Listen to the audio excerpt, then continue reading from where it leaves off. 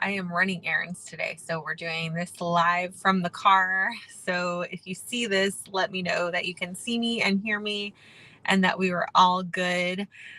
So over in my group, which the link is in the description of this video, wherever it is posted, I have had a couple of questions about chores, and just in other groups that I'm in, I've seen a little bit of discussion with about surrounding, especially in the summer, chores for young kids. So my kids are 5 and 7 currently, and I think it's very important to instill chores around the house as soon as possible, just so that it makes them realize that there are lots of things to do to run a household and keep everything clean and tidy, and that they don't live in a pigsty and that they can help out so that they can grow into responsible adults um, that keep their environment clean. So just wanted to kind of share a few things that came up. And so some people were actually shocked that 5 and 7 year olds and even younger can have chores or things that are their responsibility, which again, I am under the belief that you should start as soon as possible, with the small things, and just grow as their abilities change, and as you're able to, because it's not mom and dad's responsibility to always do everything for them, because again, teaching them responsibility that they can grow into.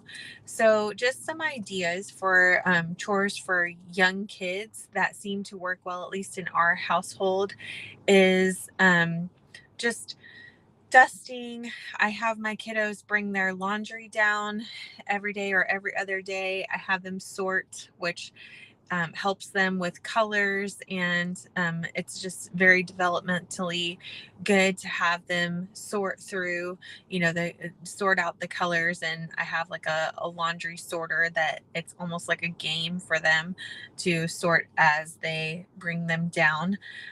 They are responsible for feeding the dog, watering the dog, for dusting. My daughter actually really likes to dust the stairs, that little wooden area on the stairs next to the banister, and then dust around the house. They don't do a great job, but they're learning and they're growing. And then the windows that they can reach on, the bottom portion of the windows that they can reach, they like to spray and clean those off, sweep and mop. They kind of help me with, um, and wipe down the table and clear out the dishes, and uh, you know, rinsing them off and then sometimes putting them in the dishwasher. I know some people are really particular about how they put dishes in the dishwasher, but I figure if it's done, it's done, and they will get clean.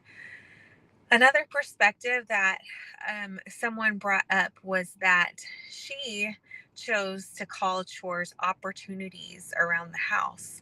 And in our house, they earn money, like their allowance, if you will, based on the chores that they do. And they get a check mark on this list that we have every time they do a chore that is a paid chore. There are paid chores and unpaid chores based on just what our family has decided that they get paid for, and some things they don't get paid for. Some things they do because they live there, and like especially picking up their toys and keeping things tidy and things like that. So um but I liked the perspective that she called them opportunities to serve in the household.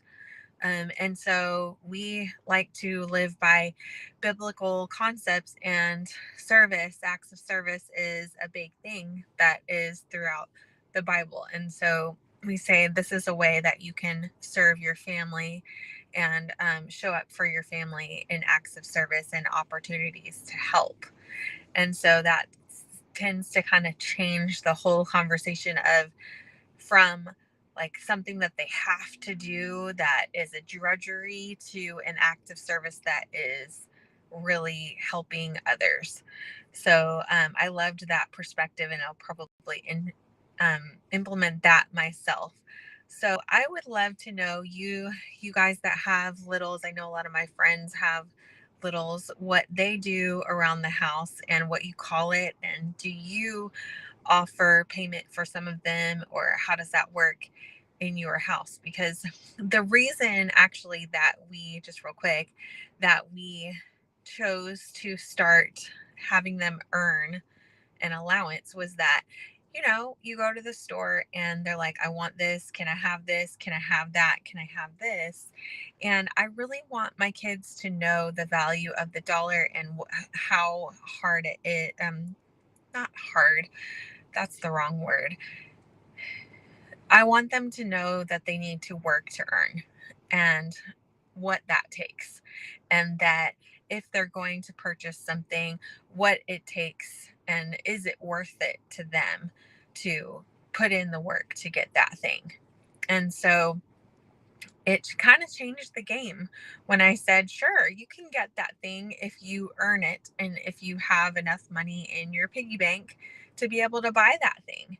And really fast, it went from going to any given store and walking around and saying, no, no, no, you can't have that thing. You can't have that thing, to, well, how many more chores do I need to do to earn that thing? Or do I have the money to get that thing, and where's the best price for it? And all of a sudden they were really thinking in dollars and cents, and the amount of work that goes into that, and do they really want that thing? So now we have more selective toys and things that they actually like, as opposed to all the little things that they thought they wanted at the store and then they get it home and it's not so cool.